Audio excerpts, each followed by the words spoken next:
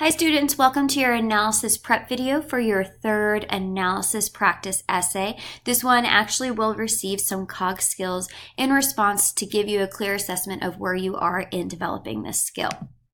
So why do you have to do this? I know you guys have enjoyed a really lovely 2 weeks of break, and having to sit down and write 2-timed essays can feel really painful, and I am sorry about that, but there is a reason why I'm making you do this. So first is to assess your current analytical timed skill of writing skills. So you've practiced this twice, and now we need to see kind of where you are in the process. Additionally, we need to practice your synthesis essay timed writing to keep the skills fresh. All of you guys can write analysis and the synthesis essays with unlimited time. You're very talented writers. Where this becomes tricky is doing it within the allotted time. And so because of this, it is a skill that can go away if we don't practice it. It can become rusty if we don't practice it. So you are going to also practice your synthesis essay writing skills that we've practiced a good bit in the previous semester. And last but not least, we need to refocus the brain. It's probably been on a low simmer for the past 2 weeks, and so we need to turn up the heat and make sure you're ready to come back to school focused and ready to think and learn. All right, so here is the prompt that you're working with for your analysis essay. And what we need to focus on is first this background that they give you, which you'll need in your introduction. You need to know that it was written in 1997 when the United States Secretary of State, Madeleine Albright, gave her commencement speech to the graduating class of Mount Holyoke College, a women's college in Massachusetts.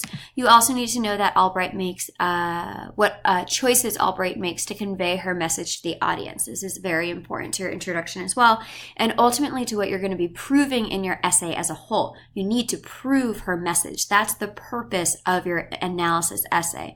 So sometimes you guys write these really beautiful analysis essays, but it doesn't have a point. Every essay should be making an argument. Your analysis essay should be arguing as to what Albright's message is. And you can't make that argument if you haven't figured out what her message is. So please make sure to figure that out while you are annotating. So I'm not going to annotate the entire excerpt because that's your responsibility and part of the thing that we're going to be assessing. I'm just going to annotate the very first blip to give you an example of what you might do. So, for instance, here we start off by noting the either or reasoning. When Albright writes narrowly, selfishly, and complacently, or to act with courage and faith, she is using either or reasoning. Additionally, we look at as individuals and as a nation. This repetition, it talks about duty, the duty of the American people. Then we see another instance of either or reasoning, betray the lessons of history, or seize the opportunity before us to shape history. Next, when we see under the leadership of President Clinton, this is parenthesis. The core of the sentence is today, America is making the right choice. However, she adds that the right choices are occurring under the leadership of President Clinton. It's an important caveat, it's an important requirement to these right choices. Next, the phrasing of right choice, this brings in ethos, which harkens back to the concept of duty. Remember, right and wrong is a construct of ethos. It's not pathos. Pathos has to do with kind of creating emotions. However, you're specifically talking about the emotions of right and wrong. Ethics, that is ethos. And this goes back to the idea of the duty of the individuals and the nations to make the right choice. Here we then see memories and future. This is a contrast, it's a juxtaposition between the past and the future. And here we see another instance of parenthesis. Interestingly, while this parenthesis happened between commas, this parenthesis happens in between dashes. And if you've done your synthesis work, if you've done a synthesis assessment, you know that this is an important difference. Commas are a more kind of understated, subtle interjection of information so that it flows within what's been written about already. However, the dashes are a more intense, bold interjection that's further emphasized, and oftentimes can be considered almost like a shout of information. And then here we see repetition of partner, which then goes into the alliteration of the letter P, partner, partner, peace. Therefore, partnership is used to emphasize peace, or what's required to create peace. We need partnerships to create peace, and the alliteration kind of subconsciously has us connect those concepts. So just within the first very short 3 paragraphs, these are the items that we would note, and enough items that we'd be able to write a paragraph about this information. And so essentially what I've determined about this first section of writing, or this first section of speech by Albright, is that providing a narrowed perspective and rigid caveats, Albright leaves little room for argument when she calls upon the duty of the American people to reach peace. So here I've developed my topic sentence that I would use in the first paragraph of my essay, which is attempting to determine what Albright's overall message is in her speech. And so remember that when you do your annotations, you are going to go through, and it might not be as thorough as this. I'm doing this to kind of help you guys see different instances of analysis that you can do. Yours is probably going to be a lot quicker because you only have a couple of minutes to annotate. But you go through and you annotate items that you see, and you don't want to go overboard. You want to look for patterns. So for instance, I really focused on either or reasoning and ethos here. You want to focus on patterns throughout.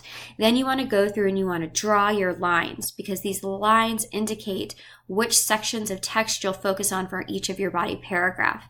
So for instance, I would focus on this for my first body paragraph, second body paragraph, third body paragraph, fourth body paragraph, and fifth body paragraph. And that would be a really ambitious analysis essay. It's a lot of body paragraphs. But remember that you can play around with the length of paragraphs. Each paragraph doesn't have to be a huge Goliath of sentences. You could have very short paragraphs on these 2 sections and really play around with structure in your own essay. The AP graders like to see that. However, you don't have to have 5 body paragraphs. You could have 2 body paragraphs. It just depends on kind of how developed each paragraph is. Also, please note that these lines that I've drawn are hypothetical. I just went in and randomly added 4 lines. So I'm not saying that this is where your lines need to occur. I just randomly placed them. So these lines are like unicorns. They're not necessarily something that's real. You can put the lines wherever you want them and how many lines that you want. Just remember, the lines are necessary because they help you develop a conversation around the entire piece as opposed to just small sections. All right, so now you'll go in and you'll write your introduction. Remember, in your introduction, you'll need to utilize the background from the prompt that they give you. You'll also want to make sure that in your introduction, you make it clear what message you're going to prove that Albright's making. And therefore, that will probably go into your thesis. So when you determine her message, you'll write your thesis. And I'm not going to write the thesis for you because writing a thesis is a very important skill that we need to make sure that you have. What I will do is I'll go over kind of a sample body paragraph that you might write. And I'm going to go through it pretty quickly. But you can, of course, go back through the video and slow it down and look at each of the parts. So the first thing that I would do is write my topic sentence. In the opening of her speech, Albright narrows the audience's perspective through either or reasoning and rigid caveats, leaving little room for argument when she calls upon the duty of the American people to create peace in the world. Note that my topic sentence is complex. It introduces what devices I'm going to use, it introduces where I am in her speech, and it introduces what I'm going to prove about the message of that specific section. Then I go into my evidence. So I go from topic sentence to evidence. The ANAFRA, as individuals and as a nation, calls upon the duty of Americans to make personal and communal decisions. Note that I'm using breakout quotes because that's the most efficient and effective way to add in evidence. And notice that I don't just put a period here. I add in the purpose of this evidence to create a more complex sentence and to be as efficient as possible with my time. Then I go into elaboration. However, transition word, showing that I'm going to show a kind of opposing concept with that evidence. She revokes the audience's ability to determine what decisions these should be by restricting to polarized options. So I'm elaborating upon why she would use this ANAFRA. And that goes into, will we act narrowly, selfishly, and complacently? Breakout quote. Or will we act with courage and faith? There should be a closing parenthesis there. Will we betray the lessons of history or seize the opportunity before us to shape the history?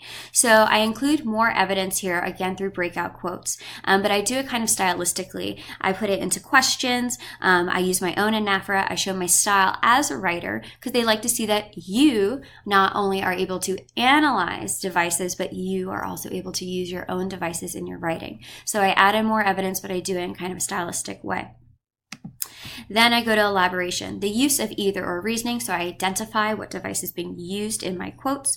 While a fallacy, so I also note that either or reasoning is a fallacy, showing that I am informed upon what either or reasoning is an effective tactic as the audience has the choice to be selfish betrayers or courageous builders. It simplifies the complexity of the issue into an easy dilemma to resolve. So I use my semicolon, I'm using complex syntactical forms, but I'm also elaborating as to why Albright would use either or reasoning in the evidence that I provided. And so I identify that it's either or reasoning. I identify that it's a fallacy, but then I also identify that it's an effective fallacy. That's why people use fallacies, because it's effective in persuading an audience. And then I explain why it's an effective use of either or reasoning and why she would use it.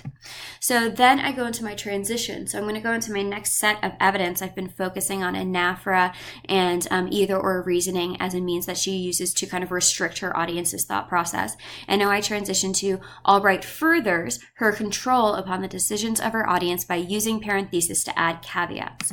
Then I go into the evidence itself. So I've transitioned to my next set of evidence. Between commas, she notes that Americans make the right choices with President Clinton as the leader. Also between two dashes, she interjects that even Russia is important to the future. So again, notice that I use a breakout quote and then paraphrasing for my evidence to show where she's using parenthesis. Then I elaborate as to why she's using parenthesis. The parenthesis imposes further requirements upon the ethics of her either or reasoning, as these details are requirements of the argument. So note that I'm not only analyzing why she uses parenthesis, but I'm linking it back to my previous evidence, because my paragraph is about one thing, and that's how she's controlling her audience's thought process. Therefore, I can't just have brand new ideas here. They all need to relate to what I've already said. So this is what I mean when I say you build an argument. So I'm relating back to my previous analysis.